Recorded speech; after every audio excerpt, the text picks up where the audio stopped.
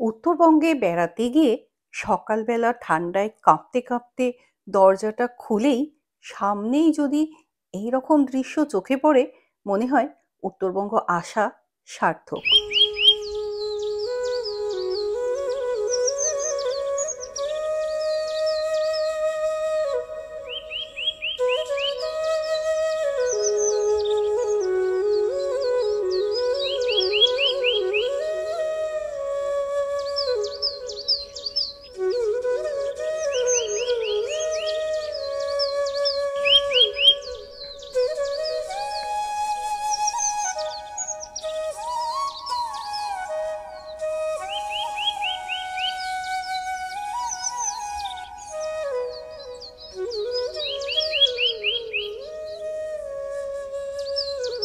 পাবং হলো কালিম্পং জেলার ছোট্ট একটা গ্রাম। এনজিপি থেকে যার দূরত্ব ৭১ কিলোমিটার। পৌঁছাতে সময় লাগে ৩ থেকে ৩.৫ ঘন্টা মতো NH10 ধরে। যেহেতু এটা একেবারেই অফবিট জায়গা, তাই আপনি চট করে কিন্তু পাবং আসার জন্য শেয়ার গাড়ি পাবেন না। রিজার্ভ গাড়ি এনজিপি থেকে ভাড়া পড়ে 4 সিটার হলে ৩,৫০০ টাকা, আর 6 সিটার হলে ৪,০০০ টাকা মতো। এটা কিন্তু সিজন ওয়াইজ আপ ডাউন করে। আর যদি আপনি শেয়ার গাড়িতে আসতে চান, তাহলে সেক্ষেত্রে আপনাকে যে কোনো শেয়ার গাড়ি বা বাসে করে চলে আসতে হবে কালিম্পং। কালিম্পং থেকে কিন্তু আপনাকে আবার পাবং আসার জন্য গাড়ি রিজার্ভ করতে হবে। এক্ষেত্রে কিন্তু সময়টা একটু বেশি লাগবে, তাই যদি পকেট পারমিট করে তাহলে গাড়ি রিজার্ভ করে আসাই ভালো হবে। আমরা কিন্তু এনজিপি থেকে পাবং আসিনি, আমরা এসেছিলাম রামধুরা থেকে। সেই গল্প অন্যদিন শোনাবো। আসার পথে ডেলোতে বেশ কিছুক্ষণ সময় কাটানোর জন্য আমাদের পাবংয়ে পৌঁছাতে প্রায় বিকেল হয়ে যায়। আমরা এর আগেও পাবংয়ে এসেছি এবং এই হোমস্টেতেই ছিলাম। আর এই হোমস্টের অ্যাম্বিয়েন্স আর ভিউ এত ভালো, সেজন্য আবার দ্বিতীয়বারও আমরা কিন্তু এখানেই এসেছি। আর এনাদের নতুন আকর্ষণ হলো এই ডুপ্লেক্সটা। এটা কিন্তু একেবারে নতুন তৈরি হয়েছে। যদি আপনারা বড় গ্রুপে আসেন তাহলে কিন্তু এই ডুপ্লেক্সটায় থাকতে পারবেন ৬ থেকে ৭ জন। আর পাশাপাশি রয়েছে ৪টে কটেজ। চলুন প্রথমে ডুপ্লেক্সটা আপনাদের একটু ঘুরিয়ে দেখিয়ে দিই। এই হলো এন্ট্রান্স। এখান দিয়ে ঢুকে এটা হলো গ্রাউন্ড ফ্লোর। দেখতেই পাচ্ছেন কত বড় রুমটা।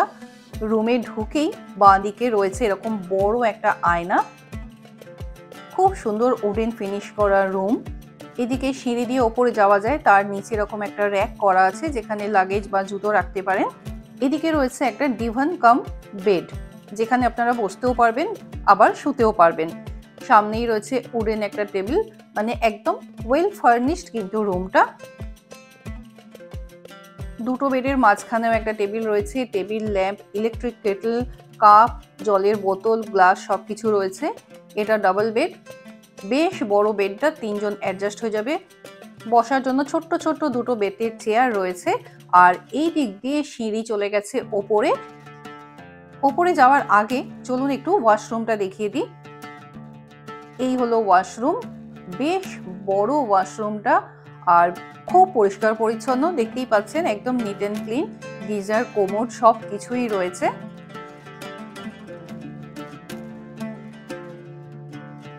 দেখতেই পাচ্ছেন বিশাল বড় কিন্তু রুমটা। নিচের ফ্লোরে ৪ জন তো ভালো মতো থাকতে পারবেন। এই বেডে ৩ জন, ওদিকে ১ জন। এবার চলুন ওপরটা একটু যাওয়া যাক। এই কয়েকটা কাঠের সিঁড়ি পেরিয়ে উঠে আসতে হবে ওপরে। এই হলো ওপরের রুম, পুরোটাই উডেন ফিনিশ। তবে ওপরে কিন্তু বেড নেই, এরকম মোটা ম্যাট্রেস দেওয়া রয়েছে। যেহেতু হাইটটা ছোট, তাই এখানে বেডটা রাখা যায়নি। ওপরের এই ব্যালকনি থেকে বাইরের ভিউটা জাস্ট একবার দেখুন।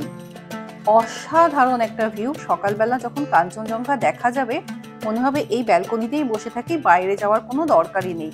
এখন বাজে ৪টে, এখনই এত সুন্দর লাগছে, মনে হচ্ছে এখানেই বসে থাকি। ওপরের এই রুমটায় কিন্তু ২ জন ভালো মতো থাকতে পারবেন। এদিকেও এরকম সাইড টেবিল রয়েছে, কাপ রয়েছে, সবকিছু দরকারি জিনিসপত্র এখানে দেওয়া রয়েছে। মানে নিচে ৪ জন আর ওপরে ২ জন, ৬ জন কিন্তু এই ডুপ্লেক্সে ভালো মতো অ্যাডজাস্ট হয়ে যাবেন। আর সেই রকমই কিন্তু বেশ স্পেশিয়াস, একদম ঘিঞ্জি নয়। এই হোমস্টে সব থেকে বেস্ট জায়গা হলো কিন্তু এইটা। এখানে মনে হবে আপনার সারাক্ষণ বসে থাকি আর ছবি তুলেও আপনি ক্লান্ত হবেন না।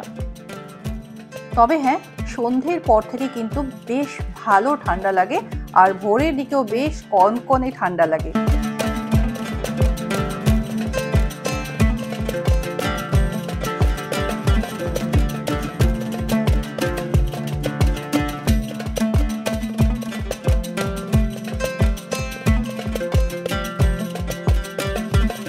এবার চলুন আমরা যে কটেজটায় রয়েছি সেটা আপনাদের একটু দেখিয়ে দিই। এখানে এইরকম পাশাপাশি 4টে কটেজ রয়েছে, প্রত্যেক কটেজে আলাদা আলাদা করে নামও দেওয়া রয়েছে। এই হলো এন্ট্রান্স। আমাদের যে কটেজ তার নাম গগন। চলুন ভেতরে যাওয়া যাক। এটা কিন্তু 4 বেডেড রুম।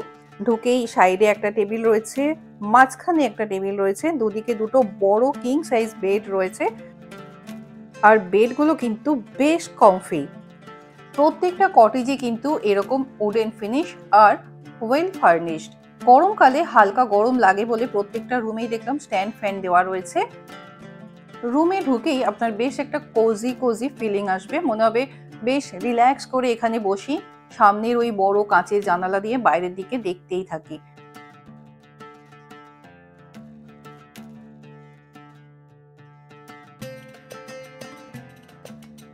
এখানেও রুমের মধ্যে ইলেকট্রিক কেটল, জলের বোতল, গ্লাস, কাপ এগুলো দেওয়া রয়েছে। ওয়াশরুমটা একটু দেখিয়ে দিই। ওয়াশরুম কিন্তু বেশ পরিষ্কার পরিচ্ছন্ন। ঢুকেই সামনেই রয়েছে বেসিন, ওপরে আয়না রয়েছে, ওদিকে রয়েছে গিজার, নিচে রয়েছে কোমোড। বেশ পরিষ্কার পরিচ্ছন্ন ওয়াশরুম। আর ওয়াশরুমের ভেতরটাও কিন্তু এরকম ভাবে ডেকোরেট করা, যেটা কিন্তু আমি অন্য কোথাও দেখিনি। আমরা ছিলাম ডুপ্লেক্সের একদম পাশের রুমটায়, যেটার প্লাস পয়েন্ট হলো একদম সামনেই কিন্তু আপনি এই বসার জায়গাটা দেখতে পাবেন। এই রুম আর এই সামনেই বসার জায়গা, আর এছাড়াও চেয়ার টেবিল ছাতা দিয়ে অনেকগুলো ওনারা বসার জায়গা করে রেখেছেন, যেখানে সন্ধেবেলা বা সকালবেলা আপনি বসে ভিউ এনজয় করতে পারেন। তাছাড়া রুম থেকে তো ভিউ আছেই। এছাড়াও প্রত্যেকটা কটেজের সামনে এইরকম একটা করে কাঠের চেয়ার দেওয়া রয়েছে, যেখানে বসে আপনি আরাম করে রিল্যাক্স করে প্রকৃতিকে উপভোগ করতে পারবেন। দুদিনের ছুটিতে পাহাড়ের কোলে রিল্যাক্স করে উপভোগ করার জন্য পাবংয়ের মতো সুন্দর জায়গা কিন্তু আর হয় না। আর এখান থেকে প্রচুর সাইট সিনও করা যায়, সেগুলো পরে বলছি। এবার আমরা চলে এসেছি ডাইনিং এরিয়ায়। প্রায় সন্ধে হতে চললো, এবার আমাদের লাঞ্চ করার পালা। ডাইনিং রুমটাও কিন্তু খুব সুন্দর করে সাজানো, এটাও একদম সেম উডেন প্যাটার্নেই কিন্তু তৈরি। আগেরবারে এসেও আমাদের এতটাই ভালো লেগেছিল যে এবারে ট্যুর প্ল্যানের মধ্যে একদিন আমরা রেখেছিলাম পাবংয়ে সময় কাটাবো বলে, আর সেই জন্যই কিন্তু আজ আমরা এখানে চলে এসেছি। ওয়েদার ক্লিয়ার থাকলে এই ডাইনিং এরিয়া থেকেও সামনে কাঞ্চনজঙ্ঘা দেখা যায়, সেটা কাল সকালে আপনাদের দেখাবো। দেখুন ডাইনিং টেবিল কি সুন্দর করে সাজানো। লাঞ্চে মেনু ছিল স্যালাড, সাথে নিজেদের ফার্মের তৈরি ঘি, গরম গরম ডাল ছিল, ছিল ভাত, পাঁপড় ভাজা, 3-4 রকম সবজি, 2 रकम चाटनी और छिलो माछ। लाल वाला चटनी क्या टमाटर का है? मीठा चटनी। मीठा। और ये वाला? वो तीखा। तीखा वाला। तीखा क्या चीज़ से बना? टमाटर लहसुन से। अच्छा। और ये ब्रोकोली का सब्जी ना? ये राइसा। हाँ, और ये ब्रोकोली। अच्छा। এত দেরিতে পৌঁছেও আমরা কিন্তু গরম গরম খাবার পেয়েছিলাম, আর খাবারের স্বাদ অসাধারণ। লাঞ্চ সেরে বেশ সুন্দর পড়ন্ত একটা বিকেল আমরা এখানে চুপচাপ বসে উপভোগ করলাম।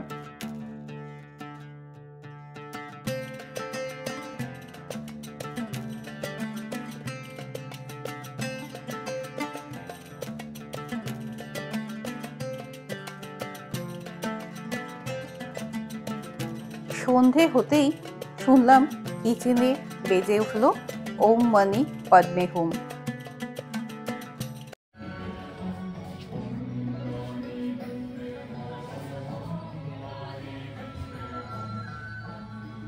সন্ধ্যের পর বাইরের রূপটা একবার দেখুন, আরও যখন বেশি রাত হবে তখন কিন্তু এই দিকের আলোগুলো আরও বেশি স্পষ্ট হয়ে যাবে। ওটা যেটা দেখছেন ওটা কিন্তু কালিম্পং শহর, আর এই দিকে ওপরের দিকে রয়েছে আলগারা। ওই দূরে জোনাকির মতো কালিম্পং শহরের আলো, এদিকে হোমস্টের চারদিকে সুন্দর সুন্দর ছোট্ট ছোট্ট মায়াবী আলো, পেছন দিকে ঘন পাইনের বন, সব মিলিয়ে সন্ধেটা কিন্তু এক অসাধারণ পরিবেশ তৈরি হয় এই পাবং হোমস্টেতে। ইতিমধ্যেই চলে এলো সন্ধ্যের চা। এনারা কিন্তু এসে জিজ্ঞাসা করে যান, এখন কি চা দেব নাকি একটু পরে দেবো, যেটা কিন্তু অন্যান্য হোমস্টেতে ওনারা জিজ্ঞাসা করেন না, ডাইরেক্ট এসে দিয়ে যান। চায়ের সাথে ছিল ভেজ পকোড়া। উত্তরবঙ্গের প্রায় সব হোমস্টেতেই কিন্তু সন্ধ্যের মেনু এটাই। পুরোপুরি অন্ধকার হয়ে যাওয়ার পর দেখুন কালিম্পং শহরটা কি অসাধারণ দেখতে লাগছে। সন্ধেবেলা আমরা বনফায়ার এবং বারবিকিউ করেছিলাম, যেটা কিন্তু ফুডিং লজিং এর সাথে ইনক্লুড নয়। আচ্ছা, আপনাদের তো ফুডিং লজিং এর চার্জটা বলা হয়নি। যদি কটেজে থাকেন তাহলে পার হেড পার ডে 1700 টাকা, আর যদি ডুপ্লেক্সে থাকেন তাহলে পার হেড পার ডে 1800 টাকা। সন্ধেবেলা হাড় কাঁপানো ঠান্ডা ছিল, বনফায়ারে বসে একটু যেন প্রাণ ফিরে পেলাম। বারবিকিউ এর স্বাদটা আমাদের একটু অ্যাভারেজ লেগেছিল অন্যান্য খাবারের তুলনায়। রাত্রে ডিনার ওনারা রুমেই দিয়ে গিয়েছিলেন, বেশ সুন্দর করে পরিপাটি করে সাজিয়ে ডিনার দিয়ে গিয়েছিলেন। ডিনারের মেনু ছিল বিনস আর আলুর একটা তরকারি, গরম গরম রুটি, আপনারা চাইলে ভাতও পেয়ে যাবেন, আর ছিল চিকেন কারি। আর চিকেনটা ছিল আলু আর ধনেপাতা দিয়ে করা, যেটা কিন্তু পাহাড়ে চট করে পাওয়া যায় না। স্বাদও দারুণ ছিল। ডিনার সেরে রুমের জানালার পর্দা সরিয়ে রাত্রের এই ভিউ দেখতে দেখতেই ঘুমিয়ে পড়লাম। ভোরবেলা যখন ঘুম ভাঙলো তখন আবার যখন পর্দা সরালাম বাইরে বেরোনোর আগে, তখন দেখলাম এই রূপ। বুঝে গেছি কাঞ্চনদা দেখা দেবেন আজকে। এখন বাজে সকাল 5:10। দিনের আলো এখনো ফোটেনি, ওদিকে কালিম্পং শহরের আলো এখনো নেভেনি, তবে পেছনে জেগে উঠেছেন স্লিপিং বুদ্ধা। পাবংয়ের সুন্দর সকাল। প্রায় সকলেই কিন্তু এখনো ঘুমোচ্ছেন। আমি কিন্তু পাহাড়ে এলে আমার ভোরবেলা ঘুম ভেঙেই যায়, আর ঠিক এইভাবেই বাইরে বেরিয়ে আসি কাঞ্চনদাকে দেখবো বলে। এই দিকটায় কাল রাত্রিবেলা আমরা বনফায়ার করছিলাম। এখানে কিন্তু 3-4টে গ্রুপ একসাথে বনফায়ার করতে পারে, বেশ অনেকটা জায়গা রয়েছে। এদিকটা পার্কিং এরিয়া, ওদিকটা হচ্ছে মেন এন্ট্রান্স, গেটটা লক করা রয়েছে। আর এই দিকে রয়েছে ওনাদের একটা অর্গ্যানিক ক্ষেত, যেখানে রাই শাক থেকে শুরু করে ফুলকপি, বাঁধাকপি, বিনস, কড়াইশুঁটি এরকম অনেক সবজি ওনারা চাষ করেন, আর সেগুলোই খাবারে ব্যবহার করেন। কাঞ্চনজঙ্ঘার এই মন ভোলানো রূপ দেখেই দিনটা ভালো হয়ে গেল। এটা দেখতেই তো পাহাড়ে দৌড়ে আসা বারবার।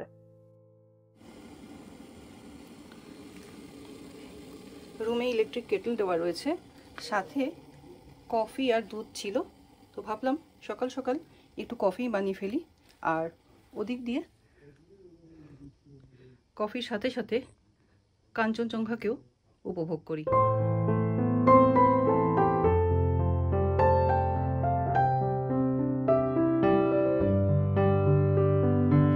Coffee ready. বাইরে বেশ ঠান্ডা আছে, তাই রুমে বসে বসেই কফি খেতে খেতে একটু কাঞ্চনজঙ্ঘা উপভোগ করি।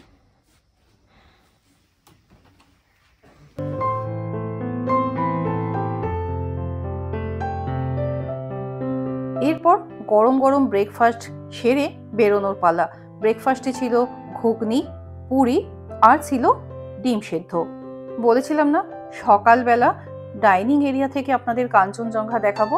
দেখুন এখান থেকে কিন্তু পরিষ্কার কাঞ্চনজঙ্ঘা দেখা যাচ্ছে। ব্রেকফাস্টের পর চায়ের সাথেও কাঞ্চনদা আপনার সঙ্গ দেবে।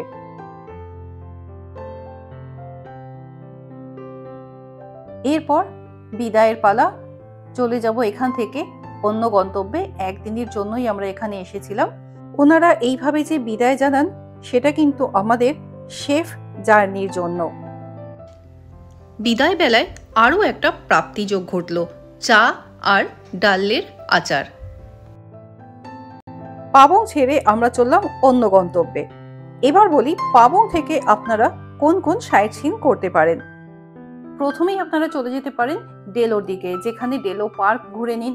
ডেলোতে প্যারাগ্লাইডিং করতে পারেন, পাইন ভিউ নার্সারি আছে দেখতে পারেন, মর্গ্যান হাউস, দূরপিনদারা মনাস্ট্রি, এগুলো মানে কালিম্পং এর মেইন সাইট সিন করতে পারেন। এছাড়াও পাবং থেকে মাত্র 4 কিলোমিটার দূরে রয়েছে চারখোল, যেটা বার্ড ওয়াচারদের জন্য কিন্তু দারুণ একটা ডেস্টিনেশন। এছাড়াও যেতে পারেন কাফের Gaon, Lolay Gaon, Lava, Dabling view point, Noktara monastery, Lava monastery, Changey falls, Panbu view point, এরকম প্রচুর জায়গা রয়েছে যেগুলো আপনারা পাবংয়ে থেকে 2 দিনে কিন্তু কভার করতে পারেন। সুতরাং একদম 2 দিন অলস ভাবে এখানে কাটাতে পারেন, অথবা পাবংয়ে থেকে কালিম্পং এর ভিড়ভাড় থেকে দূরে থেকে দারুণভাবে কিন্তু কালিম্পংকে এক্সপ্লোর করতে পারেন। এটা কিন্তু পুরোপুরি আপনাদের পছন্দ। আজকে আমাদের ভাগ্য এতটাই ভালো যে আমরাও চলেছি আর সাথে সাথে কাঞ্চনজঙ্ঘাও চলেছে। অনেক বেলা পর্যন্ত কিন্তু আজকে কাঞ্চনজঙ্ঘা আমাদের সাথ দিয়েছে। পাবং যাবার পথে অথবা ফেরার পথে এই জায়গাটা দেখে নিতে পারেন, যার নাম খালি খোলা। এখানে একটা মন্দিরও আছে যার নাম খালি খোলা মন্দির। এই যে সিঁড়িগুলো গেছে, এই সিঁড়িগুলো দিয়ে উপরে গেলেই পৌঁছে যাবে মন্দিরে।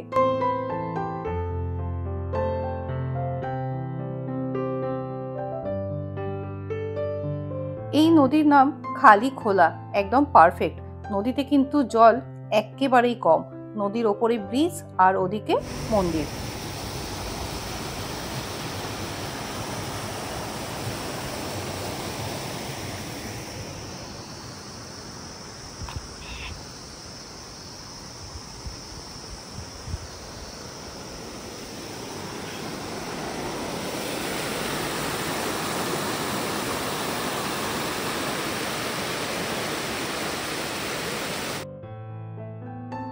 এই ছিল আমাদের সুন্দরী পাবংয়ে কাটানো একদিনের অভিজ্ঞতা।